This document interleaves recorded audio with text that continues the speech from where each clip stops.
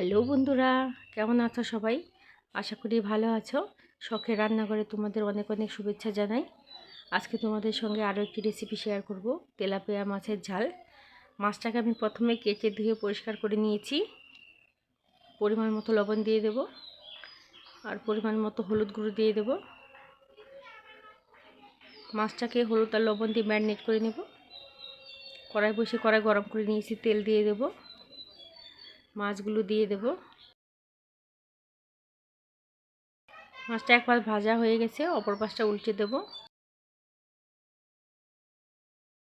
মাছগুলো ভাজা হয়ে গেছে, তুলে নেব। একইভাবে আমি সব মাছগুলো ভেজে নেব। ওই তেলের মধ্যেই দুটো তেজপাতা, কিছুটা গোটা জিরে দিয়ে দেব, আর পেঁয়াজ, আদা, লঙ্কা বাটাটা দিয়ে ভালো করে মিশিয়ে নেব। পরিমাণ মতো হলুদ গুঁড়ো দিয়ে দেব, একটু ভালো করে মিশিয়ে নেব। পরিমাণ মতো লঙ্কা গুঁড়ো দিয়ে দেব, আবার একটু ভালো করে মিশিয়ে নেব। মশলাটা কষানো হয়ে গেছে, জল দিয়ে দেব। জলটাও ফুটে উঠেছে, মাছগুলো দিয়ে দেব।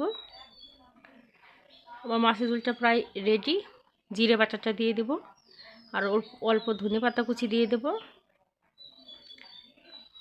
মাছটা হয়ে গেছে, তুলে নেব। বন্ধুরা, রেসিপিটি ভালো লাগলে অবশ্যই লাইক, কমেন্ট, শেয়ার এবং সাবস্ক্রাইব করে দেবে। পাশে থাকা বেল আইকনটা ক্লিক করে দেবে, যাতে পরবর্তী ভিডিওটা ছাড়ার সাথে সাথে তোমাদের কাছে পৌঁছে যায়।